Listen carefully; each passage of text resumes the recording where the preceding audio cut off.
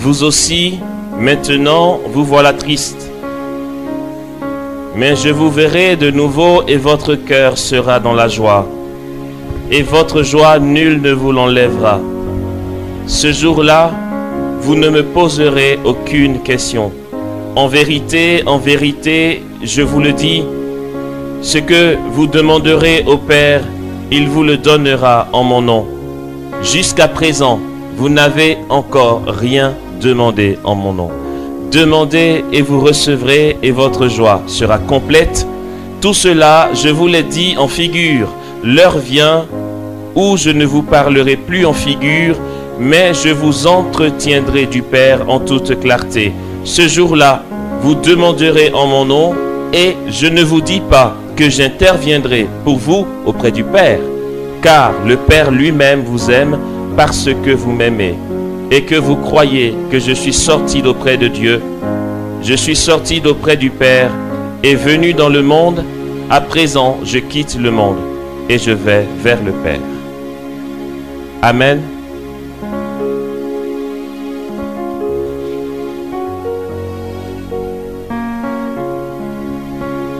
Tout à l'heure, nous voyions que Dieu est un mystère pour nous et que il n'y a que dans la présence du Saint-Esprit qui sonde les cœurs et sonde les profondeurs des mystères de Dieu que nous pouvons entrer de mieux en mieux et de plus en plus dans la révélation du mystère de Dieu.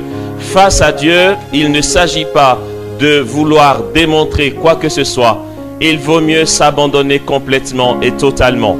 C'est ainsi, frères et sœurs, que dans ce mystère de Dieu, dans l'ingéniosité de Dieu, il y a une victoire qui nous est réservée, même dans les conséquences du péché, dans le cours des événements de notre monde. Le Seigneur a le contrôle de toutes choses et sa providence divine, parce qu'il est Dieu, fait de sorte que et le bien et le mal, tous deux concourent à la victoire finale de ceux qu'il aime. C'est pourquoi Saint Paul aussi peut nous dire dans sa lettre aux Romains, au chapitre 8, le verset 28, il dit que tout concourt au bien de ceux qui aiment Dieu. Alléluia. Et le Maître, donc Jésus, dans la parabole qu'il a donnée aux disciples, dira que le Maître et ses ouvriers ont découvert qu'il y avait de l'ivraie avec le blé, avec les épis de blé. Et les serviteurs ont dit, Maître, veux-tu que nous séparions l'ivraie du blé? Il a dit, non, laissez-les pousser ensemble. Quand ce sera la moisson, on va séparer les deux. Ne risquez pas d'enlever aujourd'hui l'ivraie de peur que le blé parte avec l'ivraie. Et donc, le champ dont parle Jésus dans sa parabole, c'est le monde. Les ouvriers, ce sont les anges. La moisson, c'est la fin du monde. Le blé, c'est les fils de la lumière. L'ivraie, c'est les fils des ténèbres. Il y a ce mystère de Dieu qui nous fait comprendre aussi, faites ténèbres comme lumière, bien comme mal dans le monde est sous le contrôle de Dieu. Il dit non, non, n'enlevez pas le mal, laissez tout courir dans le monde. On entend ici qu'il y a des guerres, qu'il y a des atrocités par-ci. En même temps, on entend qu'il y a eu une assemblée de prière glorieuse et que le Seigneur s'est manifesté. En même temps qu'on entend qu'il y a pas mal d'homicides. En même temps, on entend que le soleil est en train de danser. C'est curieux ce truc. Les deux qui vont parallèlement ensemble et on sait pas ce que Dieu y fait au milieu de tout ça. Moi, j'étais en France et puis j'ai eu mes parents au téléphone. Vous savez, c'était l'angoisse quand tu es loin et que tu entends tout ce qui se passe sur place. Tu as envie de t'envoler pour arriver. Mais en même temps, je me sentais impuissant et je tournais en rond dans la maison parce que je ne tenais pas sur moi-même. Je venais à peine d'avoir ma soeur qui me décrivait la gravité de la situation. Ils étaient tous enfermés dans la maison parce que l'heure était grave. Et un quart d'heure après, elle m'appelle. Alors moi je décroche rapidement parce que j'ai peur qu'il se passe quelque chose. Elle dit on est tous dehors, on est dans le parking, tout le monde est dehors. Je dis quoi, qu'est-ce qui se passe? Alors je me suis dit, on les a obligés à sortir, il y a un truc grave. Elle dit non, on est tous dehors parce que le soleil est en train de danser. J'ai dit mais c'est quoi ce beans? Tout le monde a peur, il y a un truc dangereux, il y a l'angoisse et tout. Et puis d'un coup tout le monde sort parce que le soleil danse. Dieu Attends, il fait quoi voilà. Donc, ténèbres et nuées l'entourent, nous dit le psaume. Justice et droit sont l'assise de son trône.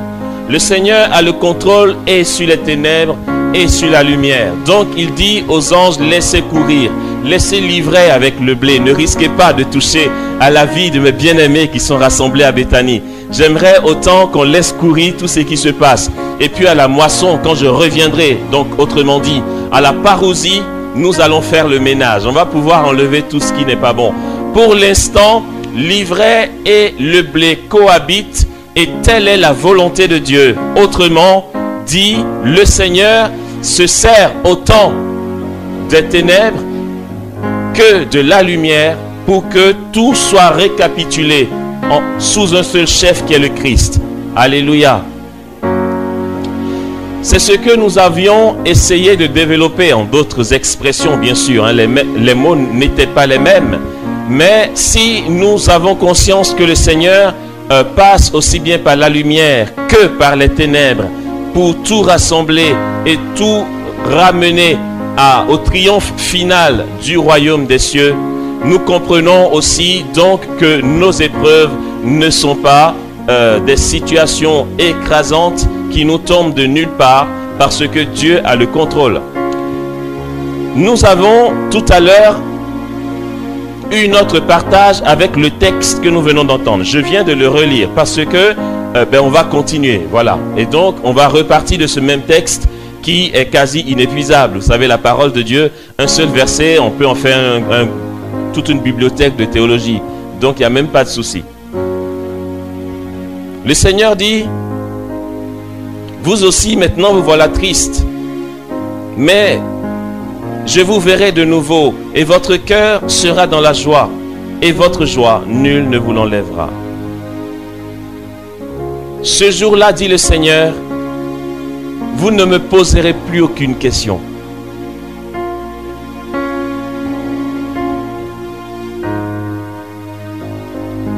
En vérité, je vous le dis, ce que vous demanderez au Père, il vous le donnera. Et puis, le verset aussi qui est très particulier dans ce discours de Jésus, c'est lorsqu'il dit, ce jour-là, vous demanderez en mon nom, et je ne vous dis pas que j'interviendrai auprès du Père en votre faveur, car le Père lui-même vous aime, parce que vous m'aimez. Ok, on a compris, ou du moins on a été informé qu'au cœur de l'épreuve, la victoire qui nous est réservée y est, d'accord? Cette victoire qui nous est réservée dans l'épreuve, nous pouvons l'avoir dans une disposition de cœur, une disposition intérieure, en vivant, comme nous le disions, la grâce sacerdotale des chrétiens que nous avons reçue, cette onction de prêtre que nous avons reçue par le baptême. J'aimerais juste que nous ayons quelques informations pratiques sur comment invoquer Dieu dans nos vies. Jésus dit au verset 24 de ce chapitre 16 de Jean que nous venons d'entendre. Il dit, jusqu'à présent, vous n'avez encore rien demandé en mon nom. Mais demandez, vous recevrez, alors votre joie sera complète. Oh, moi, ça m'intéresse que ma joie soit complète et que je sois exaucé par le Seigneur. Lorsque nous sommes éprouvés, ou encore dans notre vie tout simplement, sachons demander à Dieu. Et voici ce que je vais développer ici, et puis je vais me taire. Je ne serai pas plus long que ça, j'espère en tout cas. En tant que chrétien, il nous faut apprendre à demander. Savoir demander à Dieu. Puis ce verset très simple que tout le monde connaît, même le pire des païens connaît. Matthieu 7,7, je vous assure. Celui qui ne connaît pas ça, non, je suis le premier candidat à dire qu'il faut qu'il disparaisse de la surface de la terre. Matthieu 7,7, demandez et vous recevrez, frappez et l'on vous ouvrira. Certains disent frappez et l'on vous frappera. Non, en fait, c'est pas ça. Frappez et l'on vous ouvrira. Cherchez et vous trouverez, c'est ça? Ouais, ok. Le Seigneur nous exhorte à demander. Et ici, en plus, le verset que je viens de citer, jusqu'à présent, vous n'avez encore rien demandé en mon nom. Demandez et alors vous recevrez et votre joie sera complète. C'est vrai qu'il y a un tas de choses qu'on a à demander au Seigneur. À la rue du Bac, à Paris, lorsque la Sainte Vierge est apparue, donc à Sainte-Catherine Labouré, voilà. Elle n'est pas Abouré, c'est son nom, Labouré. À Sainte-Catherine Labouré, donc c'est l'image qui est sur la médaille miraculeuse. C'est la Sainte Vierge qui avait des rayons qui sortaient de ses mains, et puis il y avait des rayons qui étaient lumineux, d'autres rayons qui étaient un peu plus sombres. Et elle a demandé, mais pourquoi il y a des rayons sombres qui sortent de tes mains? Pourquoi tout n'est pas lumineux? Et la Sainte Vierge qui lui répond que je vous donne des grâces, et les rayons lumineux, ce sont toutes les grâces que vous m'avez demandées, et les rayons qui ne sont pas lumineux, c'est toutes les grâces que vous n'osez pas demander. Ça reste là, quasiment inefficace, parce que personne n'ose demander. C'est une bénédiction que de demander. C'est une relation d'amour avec notre Père que de demander. Alors dans nos différentes situations, dans nos épreuves, même si nous pouvons nous offrir nous-mêmes en hostie vivante, sainte et agréable à Dieu dans l'oblation, on va avoir l'occasion de parler un jour de la dimension oblative de la vie chrétienne. Mais si dans l'oblation nous pouvons offrir nos épreuves en union au seul sacrifice du Christ pour porter du fruit, sachez que nous avons aussi pouvoir par le baptême de prendre autorité sur tout ce qui nous titille. C'est simplement qu'il faut juste faire attention de ne pas être en bise-bise avec la volonté de Dieu. C'est tout ça. C'est que ça.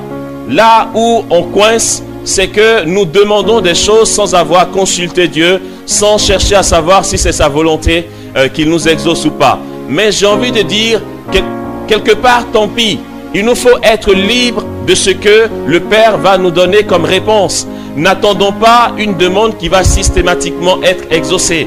Si nous voulons que notre demande soit systématiquement exaucée, il va falloir en prendre les moyens. À ce moment-là, nous sommes quasiment obligés de consulter la volonté de Dieu avant de demander quoi que ce soit. Si nous voulons être exaucés à 100%. Pourtant, on peut être simple comme un enfant face à son père qui lui dit « Papa, écoute, j'aimerais telle chose ». Mais l'enfant, il a la liberté de demander ce qu'il veut à son père. Parce qu'il sait que son père l'aime. Et que même si son père lui dit « C'est inopportun maintenant que tu reçoives telle grâce ou tel cadeau », il le vit bien, il le vit librement, parce que ce qui compte pour lui, c'est l'amour que le Père a pour lui. D'accord? C'est pourquoi n'hésitons pas à demander. Donc, savoir demander dans la vie chrétienne. Ensuite, quand on a demandé, il faut apprendre à persévérer dans la demande et puis attendre. Demander, persévérer et attendre. Voici les 3 mots d'ordre dont nous allons parler maintenant. Lorsque nous demandons, frères et sœurs, quand nous demandons à Dieu une grâce, n'en faisons pas la totalité de notre relation avec lui. C'est là où nous nous trompons beaucoup. Si j'ai un Père qui m'aime et avec qui je suis en super communion, bien sûr que je peux lui demander ce que je veux. Pourtant, il va falloir d'abord et avant tout que je sois en super communion avec mon Père, pour lui demander ce que je veux librement, comme un enfant bien-aimé de son Père.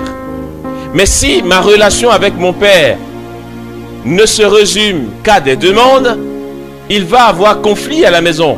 Mon Père va dire, mais attends, mon fils là, il me prend pour qui? Je suis une machine à sous, c'est ça? Chaque fois qu'il vient me voir, c'est pour me demander des sous.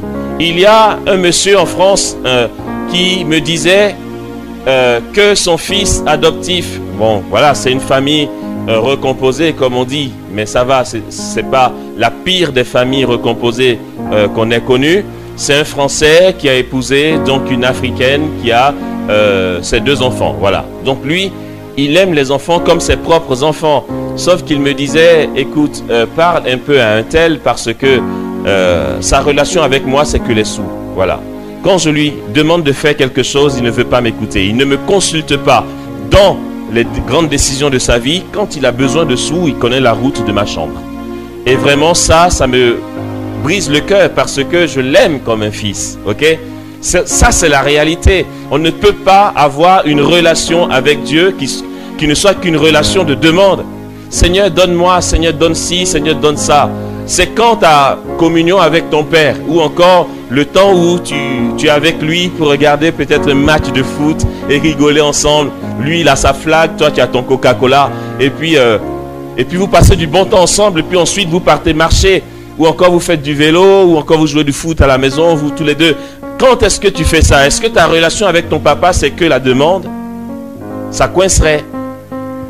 Certains disent, mais oui, je peux demander à Dieu, c'est mon papa. Ça, ah oui, bien sûr. Je veux dire, on ne dira jamais le contraire. Mais quand tu as un papa et que tu revendiques en tant que ton papa, et que ta relation avec lui, ce n'est que la demande, tu vois, il y a un truc qui ne va pas trop avec ton papa. D'accord? Donc, lorsque nous demandons à Dieu, sachons très bien mettre la demande à sa place. Je m'explique. La demande à Dieu n'exclut pas le cœur à cœur et l'intimité avec lui. La demande se situe à la fin de notre temps de prière.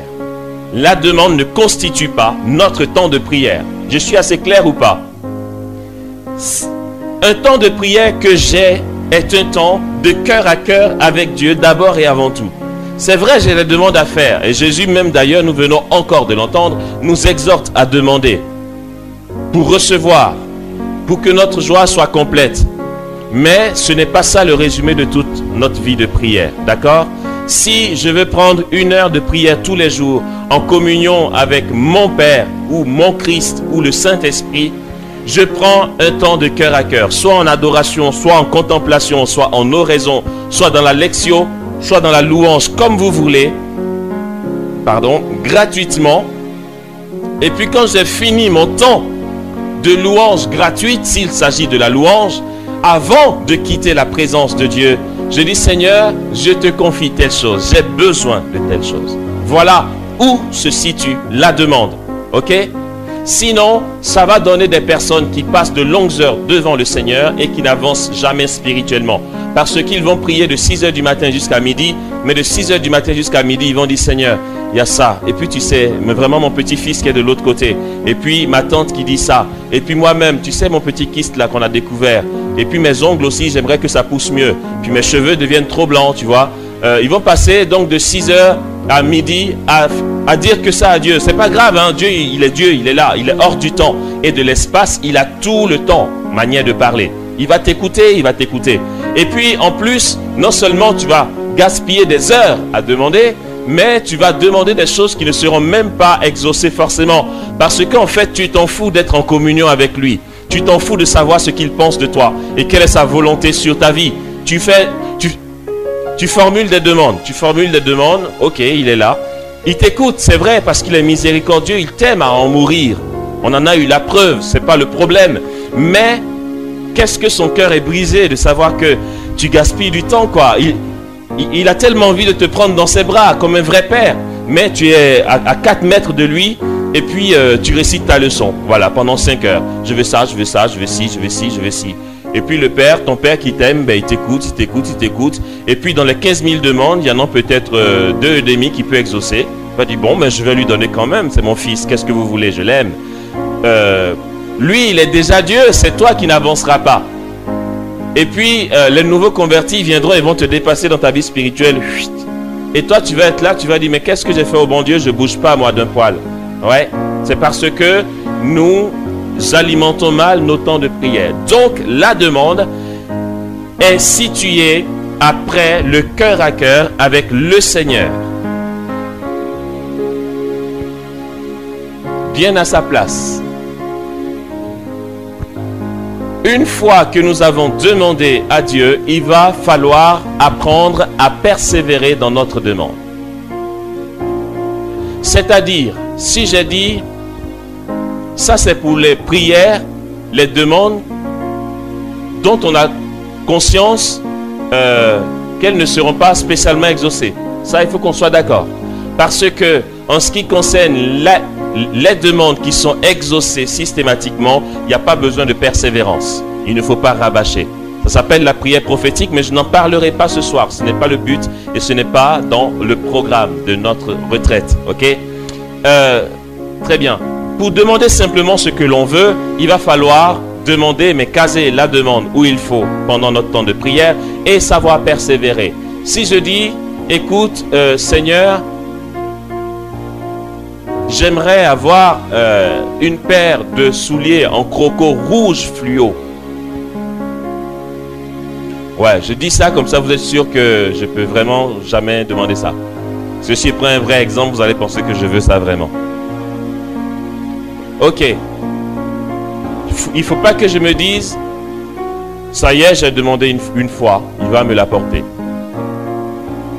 Et puis s'il ne me l'accorde pas, ben tant pis. Je ne vais pas me fatiguer à aller le voir. Ça ressemble plutôt à de la résignation. C'est-à-dire, tu dis, ouais papa, de toute façon il est mon père et puis il sait très bien que j'ai besoin de ce genre de choses, quoi. C'est bon, il ne va pas attendre que j'aille chaque fois lui demander, il peut voir ce qu'il veut. Ça montre que tu n'es pas en communion avec ton père, tu vois. Ou encore qu'il y a anguille sous roche. Soit tu as trop peur de lui, soit tu n'oses pas t'approcher, soit tu sais qu'il n'est pas fier de toi. Il y a un truc qui cloche, tu vois. Mais si tu as dit, ok, et puis ben, ça ne vient pas, tu dis papa, n'oublie pas ce que je t'ai demandé. Hein. Ça s'appelle la persévérance. Donc, le lendemain, quand tu viens prier, tu peux réitérer. Seigneur, n'oublie pas ma paire de souliers, croco, rouge, fluo. Ok. La persévérance. Et ici, nous allons voir comment vivre cette persévérance de manière juste. Nous allons voir la persévérance de manière juste par trois choses dont il faut qu'on prenne aussi conscience. Nous allons avoir chez les chrétiens trois écoles, trois catégories de personnes qui ont des spiritualités assez cloisonnées. Il va y avoir ceux qui ont une spiritualité que l'on va appeler une spiritualité apophatique, d'accord? Ensuite, il va avoir la spiritualité transcendantale et ensuite, on va finir par la spiritualité analogique. Je vais m'expliquer pour mieux persévérer dans la prière. La spiritualité apophatique, c'est dire Dieu par la négation, ok? Il y a des prières imprégnées de spiritualité apophatique dans le bréviaire, par exemple. Mais c'est des prières que l'Église va emprunter au Moyen-Âge ou encore au temps des pères du désert, etc. Le genre de prières qui vont dire « Oh, toi, l'au-delà de tout, toi que nul homme n'a jamais vu, toi, l'inatteignable, toi qui es saint et que nous ne pouvons jamais atteindre, toi, tu t'es rapproché. » D'accord? Pourquoi ne pas dire « Oh, toi, le glorieux, mon Père, mon Dieu, qui t'est révélé à moi ?» Mais on parle de la même personne. Sauf que la spiritualité apophatique va vouloir dire dans la négation. On va tout faire pour dire, en fait, tu n'es pas moi, tu vois Dieu. Tu es celui qui est tout autre. Et puis on ne t'a jamais vu, tu es tellement loin, etc.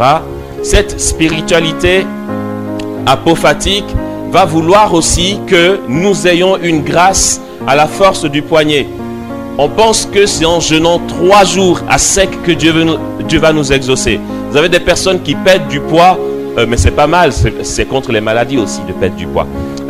Des personnes mais qui perdent du poids démesurément, hein, au point d'en tomber malade, parce qu'ils veulent tellement obtenir un exaucement qu'ils vont vous taper des neuvaines de jeûne et de prière pour recevoir quelque chose. C'est pas grave, Dieu il exauce aussi, hein. Et puis, certains vont penser que c'est parce qu'ils ont fait ça que Dieu a exaucé. Ça n'a rien à voir. Pourtant, Dieu est content de savoir que tu as de la volonté.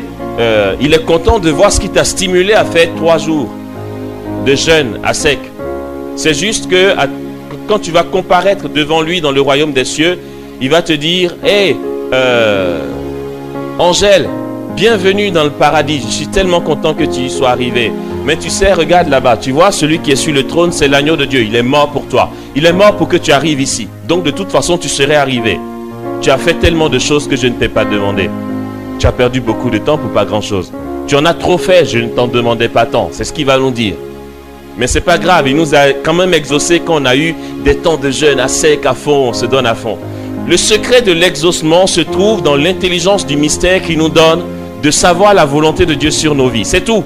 Ce n'est pas des jeûnes à en finir. Et donc cette spiritualité apophatique va vouloir que certaines personnes se plient en quatre ou se tailladent encore pour recevoir une grâce de Dieu. Ils vont prendre un fouet, ils vont se flageller.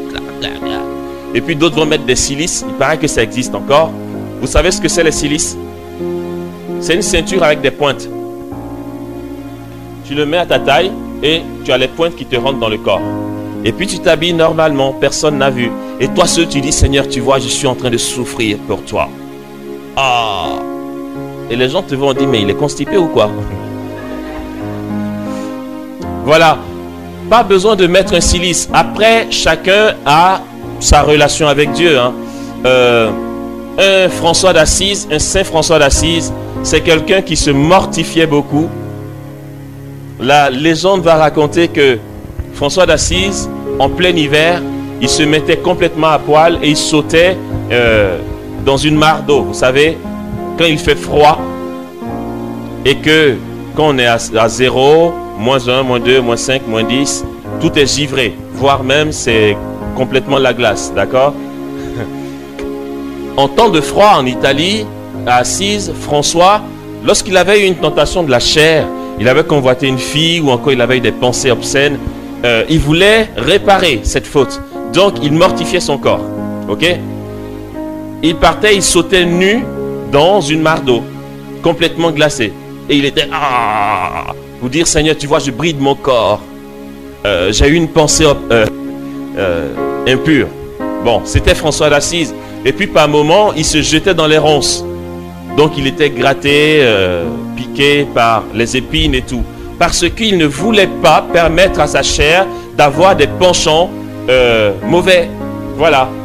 Et ce n'est pas parce que François d'Assise l'a vécu qu'on va vivre ça. Puisqu'à la fin de sa vie, il a demandé pardon à Dieu et à son corps. Parce qu'il a trop maltraité son corps. Spiritualité apophatique. Aller à Dieu par la souffrance. Aller à Dieu par la négation. À coups d'ascèse, de pèlerinage à genoux, monter 100 marches d'escalier à genoux pour être exaucé. Ok? Ça s'appelle une spiritualité apophatique. Tout le contraire de ça, là c'est le jour et la nuit, ça va être la spiritualité transcendantale. Transcendantale, comme le mot le dit, ça vient de transcendance. C'est ceux qui disent, ouais, ben écoute, il n'a qu'à me donner.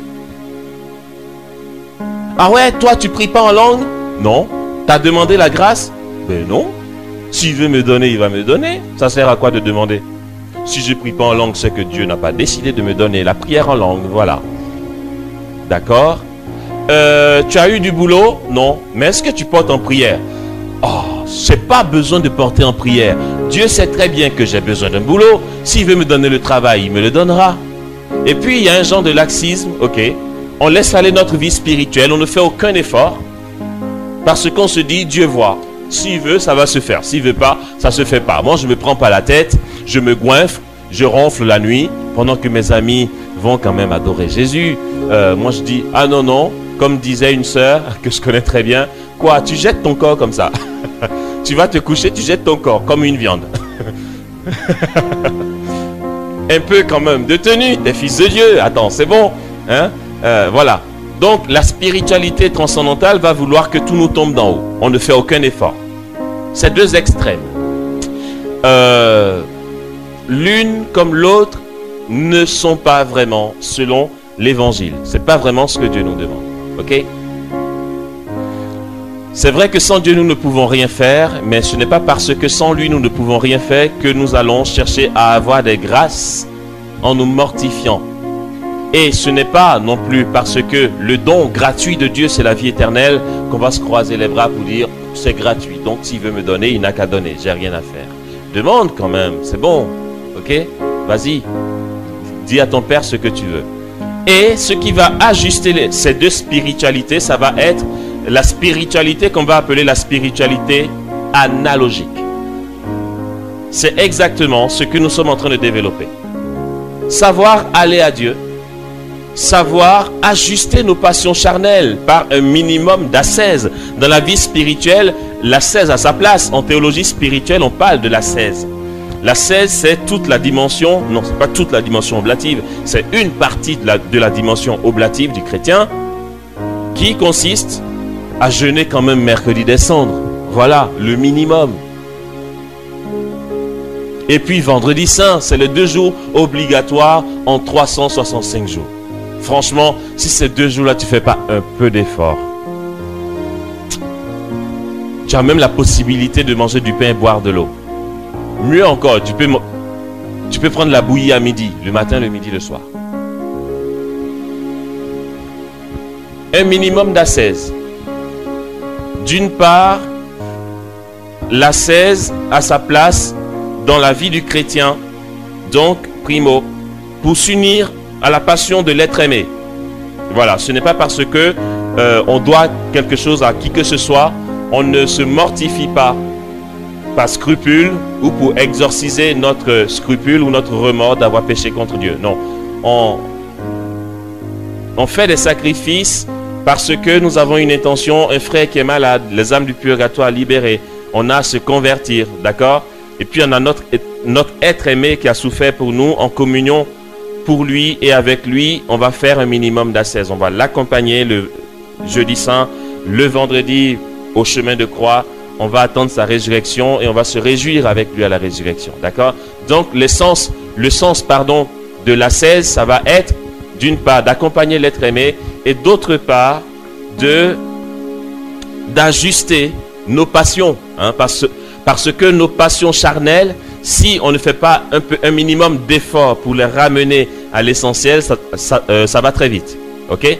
Donc la spiritualité analogique va tenir compte de cette dimension oblative de la vie chrétienne, de la dimension d'ascèse dans la vie chrétienne, mais aussi va tenir compte du fait que les dons que Dieu nous fait sont gratuits et que c'est parce qu'il nous aime que nous sommes comblés. Ok? Ce n'est pas parce que nous sommes capables de jeûner pendant des heures ou encore de jeûner pendant des jours, voire des semaines. Voilà, ça c'est la spiritualité analogique. Ceci dit, nous étions dans le côté persévérance.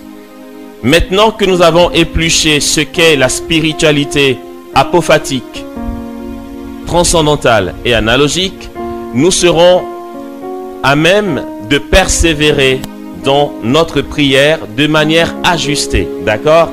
Ce n'est pas de rabâcher, ce n'est pas de vouloir jouer un rôle, faire un film pour que Dieu nous exauce. Non, c'est pas ça. C'est d'être ajusté au cœur de Dieu, en fait, si vous voulez.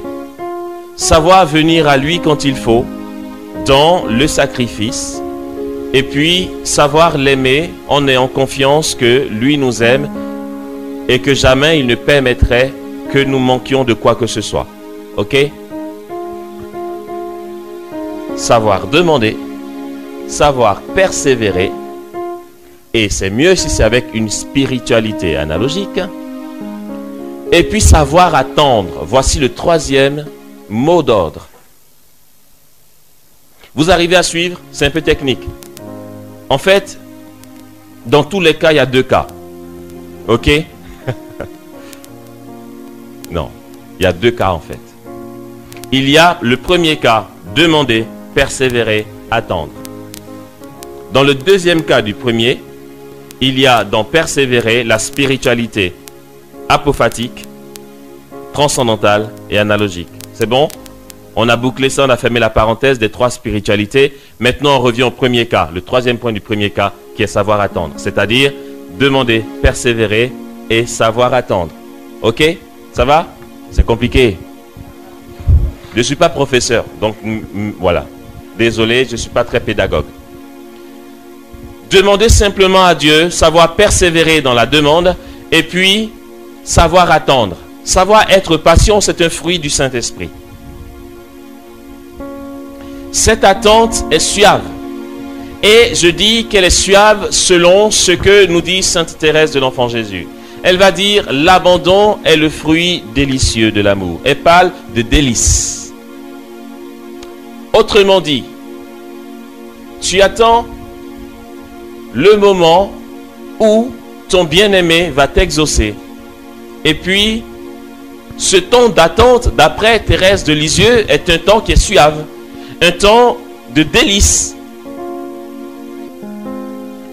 Il y a 2 jeunes en France qui me disent, avec qui j'ai parlé, ils ont dit, d'être ensemble tout le temps, on a l'impression que la flamme d'amour qui nous unit baisse, parce qu'on se voit tout le temps. Mais quand pour une raison ou une autre, il y a l'un qui s'absente pendant longtemps et revient, c'est comme si on recommençait tout à zéro, la flamme revient. C'est l'angoisse du bien-aimé qui attend l'heure où son bien-aimé ou sa bien-aimée viendra. Et Thérèse trouve qu'il y a un délice là-dedans. Ce n'est pas spécialement le cas de l'autre Thérèse d'Avila, d'accord? Thérèse d'Avila va dire à son bien-aimé, je meurs parce que tu ne viens pas.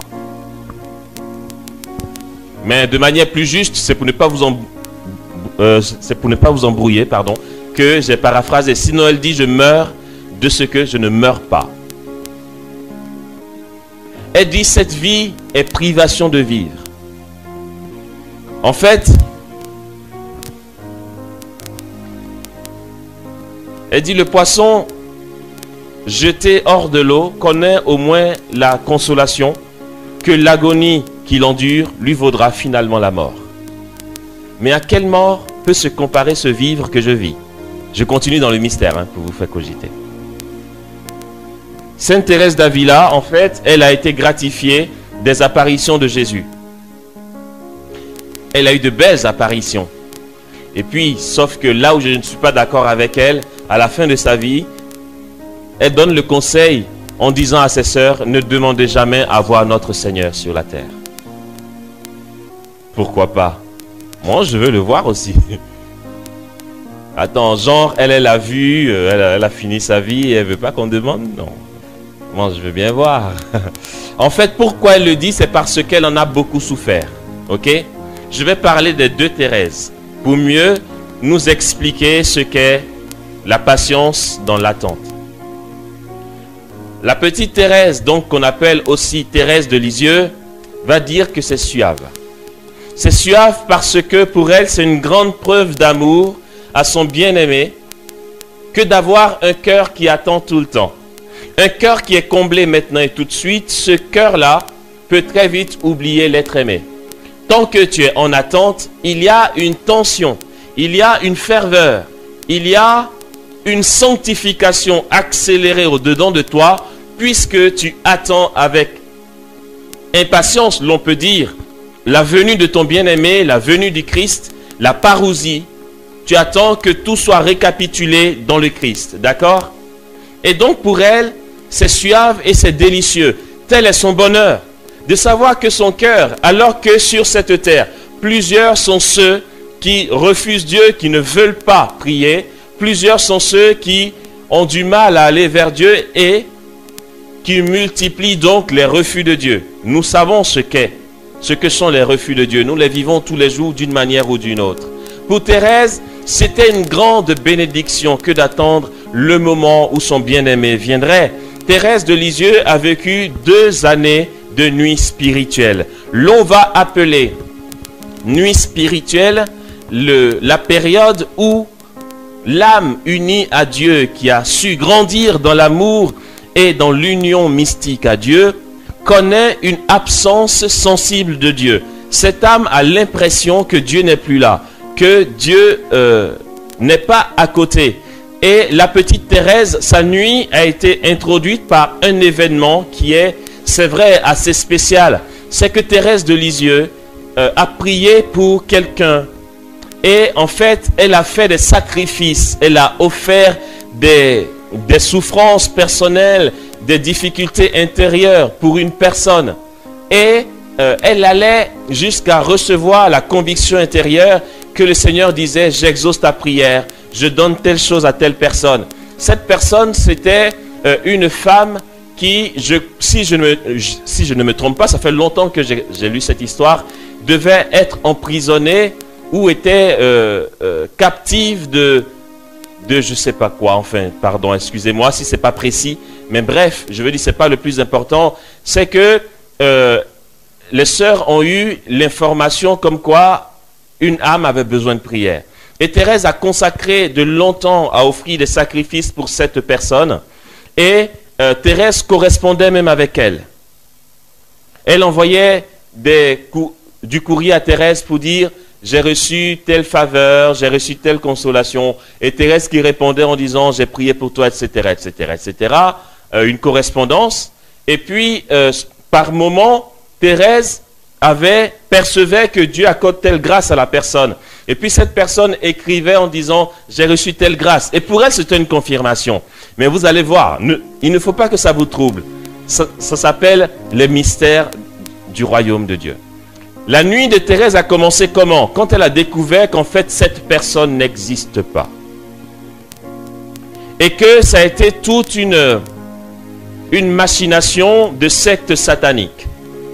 Ils ont inventé un personnage, ils ont fait croire qu'il y a un personnage qui a des difficultés. Et puis, cette religieuse du Carmel, dans sa générosité, a tout donné en sacrifice, enfin tout, pas, je veux dire, a offert pas mal de sacrifices pour cette dernière. Là où Thérèse a eu un trouble, c'est si encore on disait cette personne n'a jamais existé, elle aurait pu dire, bon, c'est pas grave, le Seigneur s'est servi de tous mes sacrifices, ça va servir pour d'autres choses. Mais c'est quand elle reçoit, j'allais dire charismatiquement, que Dieu fait telle chose. Et qu'effectivement, elle reçoit un courrier disant j'ai vécu telle chose. Elle se disait, mais Dieu est vraiment à l'œuvre. Mais cette personne n'existait pas. Qui est celui-là qui était capable de savoir les révélations qu'elle a reçues pour fabuler les courriers qu'elle recevait? Elle n'a plus rien compris. Du coup, Thérèse est tombée dans une nuit. Elle se disait, mais donc tout ce que je reçois, c'est vrai, c'est pas vrai. Mes prophéties, c'est vrai, c'est pas vrai, c'est ma tête, c'est mon imagination. Mais si c'est mon imagination, comment cette secte satanique a pu savoir que j'ai reçu telle chose de la part du Seigneur? Il m'envoie un courrier, c'était un fouillis pour elle. Et ne me demandez pas de vous expliquer, j'en suis incapable. Thérèse est entrée donc dans cette nuit spirituelle où elle avait du mal à croire en la présence de Dieu. Franchement, du genre, tu ne me la refais plus, ce truc-là. Cette chose-là. Et tout ce qu'elle pouvait recevoir, elle mettait un bémol là-dessus. Et puis, de fil en aiguille, elle en est arrivée à un moment où elle ne sentait plus du tout Dieu. Et comme je le disais à Saint-Ambroise, pour ceux qui y étaient, comme je le disais à Saint-Ambroise, Thérèse de Lisieux, elle est tellement poétique, vous savez, en psychologie, on va dire que Thérèse de Lisieux est une jongleuse. Mais bon, on ne parle pas de ça aujourd'hui. Les jongleurs, ils ont une manière d'aimer Dieu. C'est pas mal, voilà, il y a de la vie. Donc Thérèse, en tant que bonne jongleuse, était très poétique aussi. Et donc, elle va dire à Jésus, tu sais, autant dans la barque, tu dormais et les apôtres se sont affolés, ils sont paniqués, ils t'ont réveillé. Toi, le Fils de Dieu qui n'a même pas une pierre où reposer la tête. Pour une fois que tu dormais, ils ont eu encore le courage de te réveiller parce qu'ils avaient peur de mourir. Ils avaient l'impression que tu ne t'occupais pas d'eux et que tout le monde allait mourir avec la tempête qui s'est levée. Mais moi, tu sais, mon Jésus, dans sa nuit spirituelle, Thérèse de Lisieux dira, pour moi, Seigneur, sache que je ne vais pas te réveiller. Tu es dans ma barque et tu dors parce que je ne te vois pas et je ne te sens pas. Mais tu peux compter sur moi. Chez moi, tu es chez toi. Si les apôtres t'ont réveillé, moi, je ne te réveille pas. Chez moi, tu vas pouvoir dormir tranquille. Et puis, si la barque chavire, si je meurs parce que je coule, on coule tous les deux. On mourra ensemble. Ça, c'est Thérèse. Elle est très poétique. J'aime bien la spiritualité de Thérèse. Ça fait très, voilà, amour, tu vois. Et donc, pour elle, cette nuit qu'elle a vécue était suave parce que, en même temps qu'elle ne sentait rien, elle disait, Seigneur, je crois. Et puis, Thérèse n'a pas eu cette grâce de sortir de sa nuit de l'esprit jusqu'à sa mort. Sa nuit s'est achevée par la tuberculose et elle en a beaucoup souffert. Et puis, vous savez comment elle est morte, Thérèse? Les derniers mots de Thérèse, c'est quand... déjà, pendant sa maladie, elle voulait tellement manifester à Jésus qu'elle l'aime. Et elle offrait donc sa souffrance en union au seul sacrifice du Christ pour sauver les âmes. Et Thérèse avait sans cesse la croix en main. C'est pourquoi aujourd'hui, quand vous voyez les statues de Thérèse, elle a une croix avec des roses. Okay? Cette croix, elle a surtout posé sur son cœur pendant longtemps au moment de sa maladie, au moment où elle souffrait énormément et qu'elle ne sentait plus du tout Dieu. Non seulement tu ne le sens plus dans ta vie ordinaire, quotidienne, pardon, et puis en plus tu tombes malade ou c'est le corps qui vient aussi te faire souffrir. Et là, aucun clin d'œil de Dieu. Et elle dit, Seigneur, je crois. Et elle prenait la croix et elle n'arrêtait pas d'embrasser la croix. Et puis Thérèse est morte sur ces mots. Elle a dit, mon Seigneur, qu'est-ce que je vous aime. Avec la croix sur son cœur, elle a poussé un gémissement, son dernier gémissement de douleur. Et elle est morte. Ok? Thérèse est morte donc dans sa nuit spirituelle. Et c'est dans ses poèmes qu'elle va nous apprendre que l'abandon dans tout ça est un fruit délicieux de l'amour. C'est la preuve qu'on aime son bien-aimé. Ça, c'est voilà, ce que nous apprend une des Thérèses. Et les deux Thérèses sont au Carmel. Hein. La spiritualité carmélitaine nous apprend beaucoup. Si vous avez des bouquins sur les carmélites ou la spiritualité carmélitaine, allez-y à fond. Je vous assure, c'est le Carmel a donné les plus grands mystiques de l'Église. Et ça, l'Église entière, je veux dire, le Vatican le reconnaît. Tous les grands mystiques, ou du moins la grande majorité des mystiques que connaît l'Église, viennent du Carmel à cause de leur spiritualité. Et lorsque la petite Thérèse dont je viens de parler est entrée au Carmel, vu qu'elle lisait la vie de Sainte Thérèse d'Avila, qui a vécu au 14e ou 15e siècle je crois, vu qu'elle lisait la vie de Thérèse donc d'Avila, la petite Thérèse qui avait 15 ans quand elle est rentrée au Carmel, a dit, il y aura une autre Thérèse au Carmel dont on va parler, ça sera moi. J'aime trop Thérèse, elle a un cœur, voilà. Elle saisit son Dieu et puis elle y va à fond, quoi. Elle n'attend pas les autres. Elle veut son Jésus, elle l'a. Et puis effectivement, elle est la deuxième Thérèse dont on parle au Carmel. Et puis elle est docteur de l'Église. C'est génial ça, c'est puissant. Voilà. Donc ça c'est Sainte Thérèse de l'Enfant Jésus, qui elle aussi est carmélitaine. Et maintenant Thérèse d'Avila, pour elle, au niveau de la patience, de la grâce, c'est aussi une autre forme de grâce, d'accord? Elle va être rongée par cette impatience. Et elle va dire qu'il ne faut jamais demander à voir Jésus quand on est sur la terre, parce que justement c'est trop compliqué à gérer après. Thérèse d'Avila voyait Jésus et il était tellement beau qu'elle voulait mourir tout de suite pour le voir dans l'éternité. Maintenant vous allez comprendre ces paroles mystérieuses que je vous ai sorties. Elle dit, cette vie, donc la vie que nous vivons, nous respirons, est privation de vivre de la vraie vie éternelle. Ok? Elle joue sur le mot. Cette vie est privation de vivre. Cette vie sur la terre est privation de vivre dans le paradis. Tant que je vis ici-bas, je ne suis pas en train de vivre avec toi dans le paradis. Ok? C'est pourquoi elle dit, cette vie, je ne la désire pas. Puisque je meurs de ce que je ne meurs pas.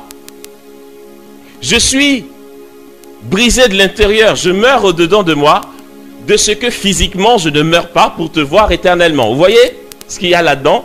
J'aime bien les poèmes des mystiques, c'est très mystique. Elle dit, je vis donc de cette vie, mais sans plus vivre en moi. Parce que je suis ici, mais je ne vis plus vraiment cette vie. Car mon espoir est tel, mon espoir de te voir dans le royaume est tel que je meurs de ce que je ne meurs pas. Ah, j'aime bien jouer avec vous, c'est cool. Et donc, c'est vrai qu'elle a vécu des choses extraordinaires, Thérèse d'Avila. Un jour qu'elle gémissait dans sa chambre, ses sœurs, une des sœurs qui passait devant sa chambre a entendu Thérèse en train de gémir. Qu'est-ce qui se passe? Elle est malade, il y a un truc qui ne va pas. Et puis, Dieu, non, c'est elle qui racontera après. Mais ses sœurs, en ouvrant la porte, la voyaient affalée donc sur sa chaise, en train de gémir de douleur. Et puis, elle ne comprenait rien. C'est après qu'elle va leur raconter. Son ange gardien, ah, j'aime trop cette histoire, c'est puissant. Dieu est vraiment, il est trop bon, quoi. Les splendeurs du ciel sont inimaginables. Qu'est-ce que ça va être merveilleux, c'est puissant ce truc. Son ange gardien qui lui apparaît, c'est un tout petit bébé. il apparaît, il a une flèche en main. Et alors qu'elle était sur sa chaise, il s'est mis debout sur les cuisses de Thérèse. Et puis avec la flèche, il a transpercé Thérèse dans son cœur. Et c'est pour ça qu'elle gémissait. Et puis elle gémissait pendant que la flèche était à l'intérieur. Et quand il retirait la flèche, elle demandait encore. À la vie des mystiques. Il faut quitter la vie charismatique, je vous assure. Il y a des trucs trop bien qui arrivent. Donc, d'après ce qu'elle raconte, donc c'était son ange gardien qui avait une petite flèche enflammée. D'accord? Quand il la transperçait, c'était brûlant. Ça lui faisait mal en même temps. Mais en même temps, ça lui prodiguait un grand bonheur qui la remplissait. Ok? Mais un bonheur tellement immense que c'était insupportable pour elle. C'est le trop-plein de la présence de Dieu. Le trop-plein de bonheur. C'est pourquoi, comme dit Sainte Gertrude d'Efta, elle dit qu'on ne peut pas voir Dieu tel qu'il est dans notre état actuel, sinon on mourrait, il est trop beau. On ne pourrait pas contenir. C'est un peu ça qu'elle vivait. La flèche qui transperçait son cœur lui donnait un tel bonheur qu'elle en gémissait, elle ne pouvait pas supporter. Et donc elle luttait pour qu'il retire la flèche. Et puis quand elle retirait la flèche, elle était en manque. Et puis elle demandait encore, donc elle gémissait encore, ok? Elle a vécu toutes ces choses et ça lui a donné un avant-goût du paradis. Du coup, elle attendait le jour où elle allait mourir pour aller enfin voir ses esprits bienheureux dans le paradis, mais elle ne mourrait pas. Et elle trouvait que Dieu était un bourreau. Elle disait, fallait pas m'apparaître, quoi, me montrer toutes ces choses-là pour me laisser encore ici. Moi, je veux mourir maintenant et tout de suite pour voir les splendeurs du ciel. Ça nous donne la patience selon l'esprit. D'une part, cette patience qui va être une joie que donne l'esprit, la joie du gémissement, attendre, aspirer vers l'être aimé. Et quelqu'un qui aspire vers l'être aimé, comme Thérèse a goûté un délice dans son attente de la révélation de Dieu, je peux vous le dire avec certitude, ne passe pas par le purgatoire. Si vous voulez le secret pour aller directement au ciel, c'est ça. Il faut savoir aspirer à Dieu sans cesse, gémir sans cesse vers l'être aimé. D'une part, ça c'est l'œuvre de l'esprit, et d'autre part, le même gémissement pour Thérèse d'Avila, mais pour le coup, elle ne dira pas c'est suave, elle va dire je meurs. Je meurs de ne pas t'aimer, je meurs de ne pas être avec toi finalement. Et totalement. Voici ce que nous allons retenir de comment vivre notre relation avec Dieu au quotidien avec nos difficultés éventuelles, nos épreuves. Frères et sœurs, ayons une relation d'amour, une relation simple avec notre Dieu, une relation filiale finalement, pour savoir lui demander ce dont nous avons besoin. Et puis, apprendre à persévérer dans notre demande avec un cœur disposé. Bien sûr, quand je dis un cœur disposé, c'est une spiritualité analogique. Et puis attendre l'heure, car la parole de Dieu nous dira, au moment favorable, je t'ai exaucé. Toutes les grâces ne sont pas bonnes à recevoir tout le temps. Il y a des grâces que Dieu va nous accorder après un certain temps de maturité spirituelle. Certaines ne peuvent pas être gérées à des moments. Je parlais avec une personne qui me disait, mais pourquoi certains prophétisent et puis ça donne plus l'angoisse que la joie? Je dis parce que ces personnes-là ne parlent pas au nom de Dieu. Elle dit, mais comment tu peux en être si sûr? Je dis, oui, je suis sûr. Parce que quand Dieu parle, ça ne donne pas l'angoisse. Primo. Ouais, mais donne des révélations qui sont justes. Je dis, oui, certes. Et puis, je vais vous embrouiller un peu plus. Lorsque quelqu'un prophétise, peut-être qu'il a reçu sa parole du Saint-Esprit, mais l'exercice ne vient pas de Dieu. Si je reçois que mon frère qui est assis là-bas, regardez-le. Voilà, comme ça vous voyez bien qu'il n'y a personne.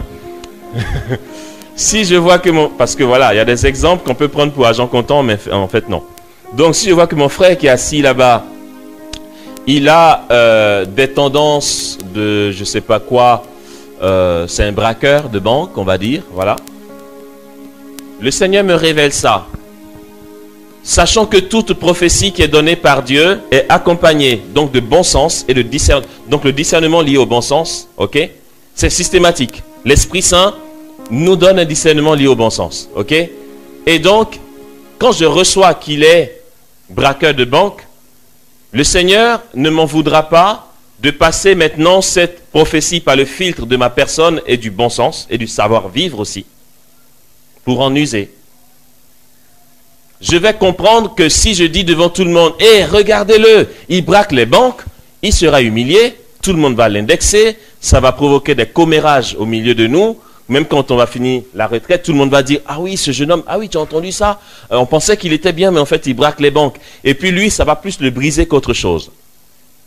Ce que ça va produire chez moi, c'est quoi? On va dire, oh, Amos, c'est un prophète, il a su. Je peux dire que cette prophétie ne vient pas de Dieu. Pourquoi? Moi, ça flattait mon orgueil. Lui, ça ne lui a pas fait du bien. Autrement dit, quand j'ai reçu la parole, on le sait forcément. On sait très bien que ça peut provoquer tout ça. Et de manière ajustée, on doit pouvoir dire intérieurement, Seigneur, merci pour cette révélation. Mais bénis-le. Et à la rigueur, attendre la fin de la retraite, appeler le frère pour lui dire, parler avec lui. Voilà. Mais certains vont se dire, ah, non, si je ne donne pas cette parole devant tout le monde, comment sauront-ils que je suis un prophète? C'est vrai, tu l'as reçu du Saint-Esprit, mais moi je déduis que la parole que tu as donnée là ne vient pas de Dieu. Tu l'as reçue de Dieu, mais Dieu ne t'a pas envoyé la donner là. Ok? Bon, bref, c'est pas un coup sur la prophétie. Toute grâce n'est pas reçue à tout moment. Ok? Il faut un minimum de maturité. Et puis certains vont forcer la prophétie, vont commencer à inventer, etc. Bref, il va falloir vivre notre vie chrétienne avec le Seigneur dans l'épreuve que nous vivons. Maintenant, nous le savons, c'est une bénédiction, plus un atout qu'un drame ou qu'une attaque, d'accord?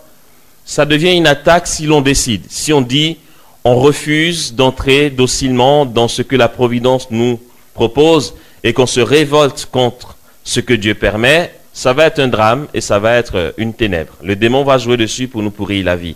Mais si nous avons conscience que ça peut être un atout, cette épreuve, frères et sœurs, vivons-la dans notre relation avec Dieu, en sachant lui demander, en sachant persévérer et en sachant attendre le moment favorable pour être comblés pleinement et totalement. Amen.